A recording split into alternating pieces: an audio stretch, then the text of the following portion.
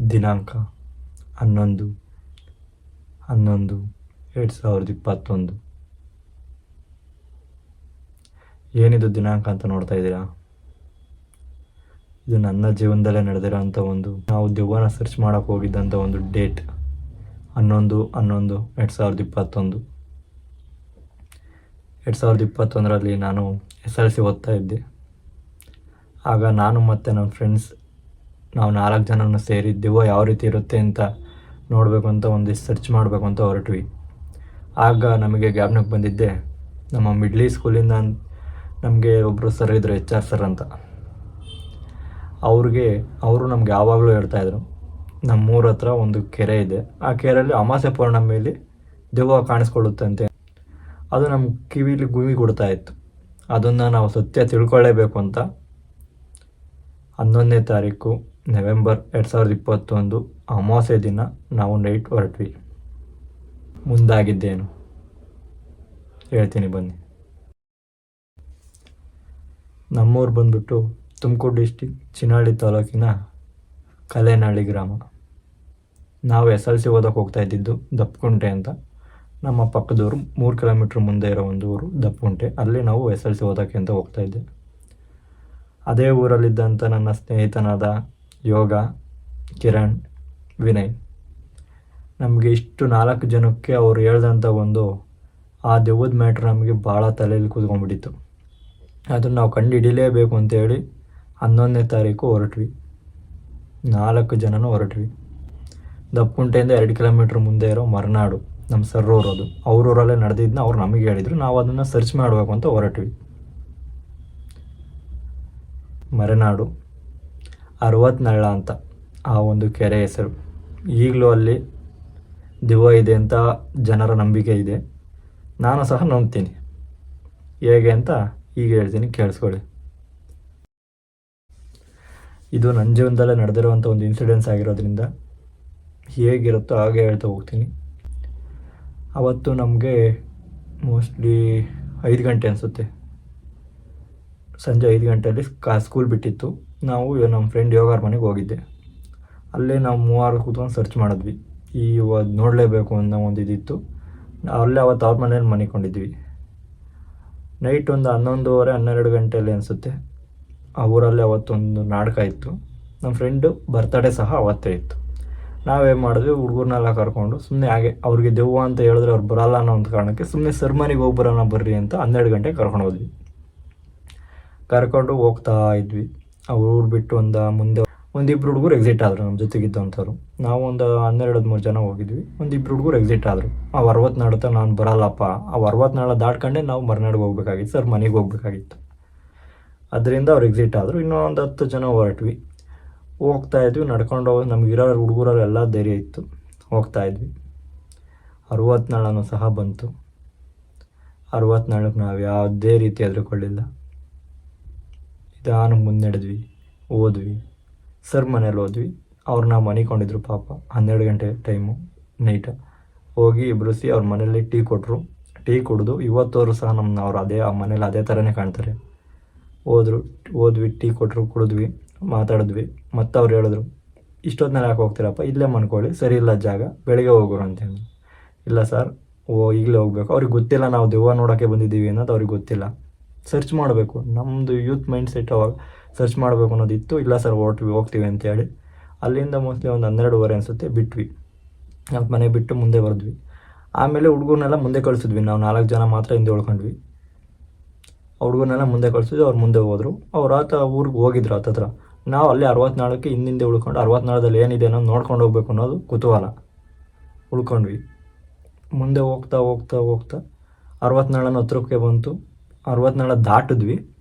ಅವರು ಹೇಳಿದರು ನಮಗೆ, ಸರ್ ಮಿಡ್ಲಿ ಸ್ಕೂಲಲ್ಲಿ ನಮಗೆ ಪಾಠ ಮಾಡಿದರು, ಹೈಸ್ಕೂಲಲ್ಲೂ ಅವ್ರು ನಮಗೆ ಪಾಠ ಮಾಡಿದರು. ಅವ್ರು ಹೇಳಿದರು, ಒಂದು ನಾಯಿ ಇದೆ ಅಲ್ಲಿ, ಅದು ಕಾಣಿಸ್ಕೊಳುತ್ತೆ ಮತ್ತು ಮಾಯ ಆಗುತ್ತೆ ಅಂತ ಹೇಳಿದರು. ನಮಗೂ ಅದು ಕುತೂಹಲ, ನಾಯಿ ಎಲ್ಲೈತೆ ನೋಡಬೇಕು ಅಂತ. 60 ನಾಳು ಒಂದು 1/2 ಅವರ್ ಕೂತ್ಕೊಂಡ್ವಿ. ಬರಲೇ ಇಲ್ಲ ನಾಯಿ. ನೋಡಿದ್ವಿ, ಇದೆಲ್ಲ ಮೋಸ್ಟ್ಲಿ ಸುಳ್ಳಿರಬೇಕು ಅನ್ನೋದೊಂದು ಇದು. ಆದರೆ ನಮ್ಮ ಜೊತೆಲಿದ್ದಂಥ ಕಿರಣ್ ಅವ್ರ ಅಪ್ಪ ಪೂಜಾರು, ಅವನಿಗೆ ಅದ್ರ ಮೇಲೆ ಭಾಳ ನಂಬಿಕೆ ಐತೆ ಅಂದಮೇಲೆ ಅಲ್ಲಿ ಐತೆ ಅಂತಲೇ ಅವ್ನ ಲೆಕ್ಕ. ಅವನು ಎಷ್ಟೋ ಸತಿ ಅವ್ರ ತಾತ ಅವ್ರು ಹೇಳಿರೋದನ್ನೆಲ್ಲ ಕೇಳಿದ್ದ.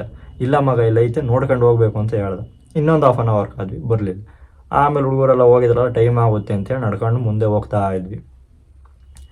ಮುಂದೆ ಹೋದ್ವಿ, ಒಂದು 2 ಹೆಜ್ಜೆ 64 ಬಿಟ್ಟು ಮುಂದೆ ಒಂದು ಕ್ರಾಸಿಕಲ್ ಒಂದು ಮನೆ ಇದೆ. ಆ ಮನೆಯೂ ಸಹ ಬಿಟ್ಟು ಅಲ್ಲಿ ನಾಯಿ ಇರ್ತಿತ್ತು ದಿನ. ಇತ್ಲಿಂದ ನಾವು ಹೋಗ್ಬೇಕಾದ್ರೆ ನಾಯಿ ಇತ್ತು, ಅತ್ಲಿಂದ ಬರ್ಬೇಕಾದ್ರೆ ನಾಯಿ ಕಟ್ಟಾಕಿದ್ರು. ಮೋಸ್ಟ್ಲಿ ಇದೇ ನಾಯಿನ ಸರ್ ಆ ಥರ ಅಂತ ಕೇಳಿರ್ಬೇಕು ಅಂತ ನಮ್ಮ ಮನಸ್ಸಿಗೆ ಅಂದ್ಕೊಂಡು ನಾವು ಮುಂದೆ ಹೋದ್ವಿ. ಒಂದು ಬ್ಲ್ಯಾಕ್ ನಾಯಿ ಬಂತು. ಅದು ನಮ್ಮ ಅಷ್ಟೊತ್ತನೂ ನಮ್ಮ ಕಣ್ಣಿಗೆ ಕಂಡಿರಲಿಲ್ಲ. ಅದು ಇದು ಇರೋದು ಟ್ವಿಸ್ಟ್. ಬ್ಲ್ಯಾಕ್ ನಾಯಿ ಬಂತು. ನಮ್ಮ ಫ್ರೆಂಡ್ ಏನಂದ, ಇಲ್ಲ ಮಗ ಇದು ಮೋಸ್ಟ್ಲಿ ಅದೇ ಅವ್ರ ಮನೆ ನಾಯಿನೇ ಇರಬೇಕು, ಸುಮ್ಮನೆ ಹೋಗಮ್ಮ ನಮ್ಗಿನ್ನು ಯಾಕೆ ಅಂತ ಅವ್ನು ಕರೆದ. ನಾವು ಹೊರಟ್ವಿ. ನಮಗೆ ಆ ನಾಯಿ ನೋಡಿರಲಿಲ್ಲ. ಆಮೇಲೆ ಅದು ನಾಯಿ ಹಿಂದೆ ಉಳ್ಕೊಂತು. ಮತ್ತು ಅದು ನಮ್ಮ ಜೊತೆಗೆ ಸಹ ಬರಲಿಲ್ಲ. ನಾವು ಹಿಂದಿರುಗಿ ನೋಡಿದ್ವಿ, ನಾಯಿ ಇರಲಿಲ್ಲ. ಮತ್ತು ಮುಂದಕ್ಕೆ ತಿರುಗೋದ್ರೊಳಗೆ ಅದು ನಮ್ಮ ಜೊತೆಗೂ ಬಂದಿಲ್ಲ, ಆ ಕಡೆ ಈ ಕಡೆ ಎಲ್ಲೂ ಬಂದಿಲ್ಲ, ಮುಂದೆ ಐತಿ ನಾಯಿ. ಬ್ಲ್ಯಾಕ್ ನಾಯಿ, ಬಾಡಿ ಏನು ಕಾಣ್ತಾ ಇಲ್ಲ, ಫುಲ್ಲು ಬ್ಲ್ಯಾಕು. ಕಣ್ಣು ಒಂದು ಮಾತ್ರ ಗ್ರೀನ್ ಕಲರಲ್ಲಿ ಕಾಣ್ತಾ ಇದೆ. ಕಣ್ಣು ಬಿಡ್ಕೊಂಡು ನೋಡ್ತಾ ಇದೆ. ಅದು ನಮಗೆ ಭಯ ಆಗ್ಬಿಡ್ತು. ಏನಿದು ಸರ್ ಹೇಳಿದ್ದು ಈ ನಾಯಿನೇ ಇರಬೇಕು ಅನ್ನೋದು ನಮಗೊಂದು ಡೌಟು. ಆದರೂ ಈ ನಾಯಿ ಎಲ್ಲನೋ ಒಂದು ಮನಸ್ಸಿಗೆ ಒಂದು ಧೈರ್ಯ, ಯಾಕಂದರೆ ಧೈರ್ಯ ತಗೋಬೇಕಲ್ಲ ಆ ಮೂಮೆಂಟು.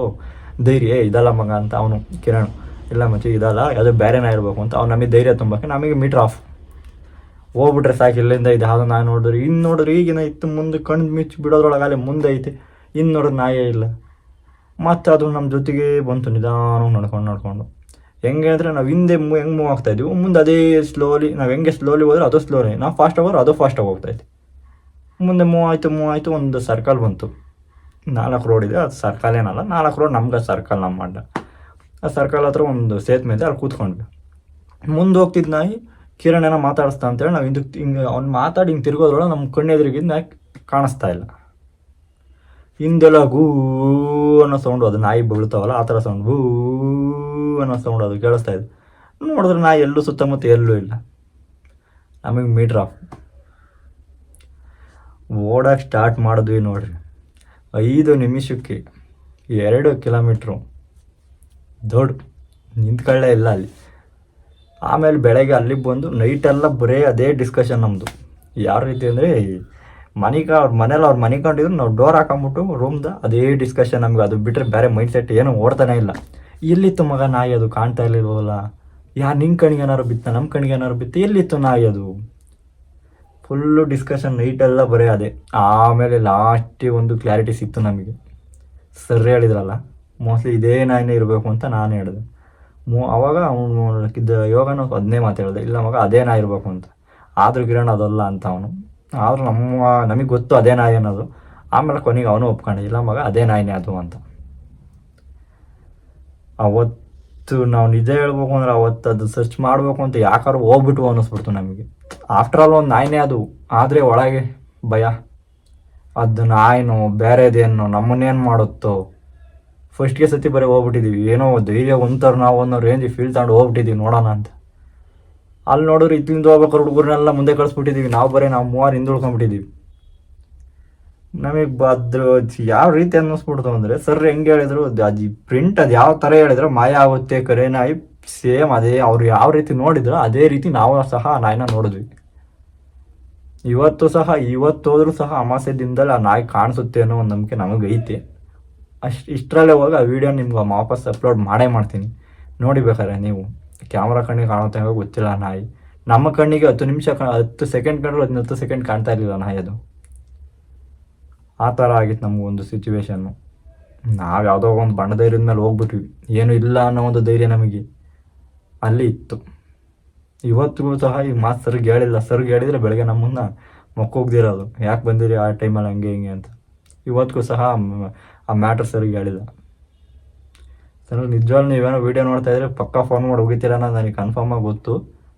ಇಲ್ಲಿಂದ ನನಗೆ ಕ್ಷಮೆ ಕೇಳ್ತಾ ಇದ್ದೀನಿ, ಕ್ಷಮಿಸ್ಬಿಡ್ರಿ. ಇನ್ನೊಂದ್ಸತಿ ಆ ಥರ ಸಾಹಸಕ್ಕೆ ಯಾವುದೇ ಕಾರಣಕ್ಕೂ ಕೈ ಹಾಕಲ್ಲ. ಆದರೂ ನೆಕ್ಸ್ಟು ಬೇರೆ ಕಡೆ ಎಲ್ಲಾದರೂ ಕೈ ಹಾಕ್ತೀವಿ, ಅಲ್ಲಂತೂ ಕೈ ಹಾಕಲ್ಲ. ಯಾಕಂದರೆ ಅಲ್ಲಿಂದ ಬಂದಮೇಲೆ ನಮಗೆ ಗೊತ್ತಾಯ್ತು ಹಿಸ್ಟ್ರಿ ಏನದು, 64 ಏನು ಮ್ಯಾಟ್ರು ಅಂತ. ನಿಜವಾಗ್ಲೂ ಆ ಕಡೆಗೆ ಇನ್ನೊಂದ್ಸತಿ ಆ ಥರ ಸಾಹಸಕ್ಕೆ ಕೈ ಹಾಕಲ್ಲ. ಬೇರೆ ಕಡೆ ಎಲ್ಲಾದರೂ ಸರ್ಚ್ ಮಾಡ್ತೀವಿ. ನಿಮ್ಮ ಲೈಫಲ್ಲೂ ಏನಾದರೂ ಈ ಥರ ಇನ್ಸಿಡೆಂಟ್ಸ್ಗಳು ಏನಾದ್ರು ನಡೆದಿದ್ರಿ ದಯಮಾಡಿ ನನ್ನ ಹತ್ರ ಹಂಚ್ಕೊಳ್ಳಿ. ನನ್ನ ಇನ್ಬಾಕ್ಸಲ್ಲಿ ನನ್ನ ಇಮೇಲ್ ಐ ಡಿ ಇದೆ, ಅಲ್ಲಿಗೆ ನೀವು ಫೋಟೋ ಆದರೂ ಟೆಸ್ಟಲ್ಲಾದರೂ ಬರೆದು ಹಾಕಿ. ದಯಮಾಡಿ ಈ ಥರ ಏನೇ ಮ್ಯಾಟ್ರುಗಳಿದ್ರು ಹಾಕಿ, ನಾವಿನ್ನು ಈಗಿನ ಬೆಳೆಯೋಕ್ಕೆ ಸ್ಟಾರ್ಟ್ ಮಾಡಿದ್ದೀವಿ. ನಿಮ್ಮ ಆಶೀರ್ವಾದ ಆರೈಕೆ ನನ್ನ ಮೇಲಿದ್ದರೆ ಪಕ್ಕಾ ನಾವು ಇದೇ ಥರ ಮುಂದೆ ಬೆಳಿತೀನಿ ಅನ್ನೋ ನಂಬಿಕೆ ನನಗಿದೆ.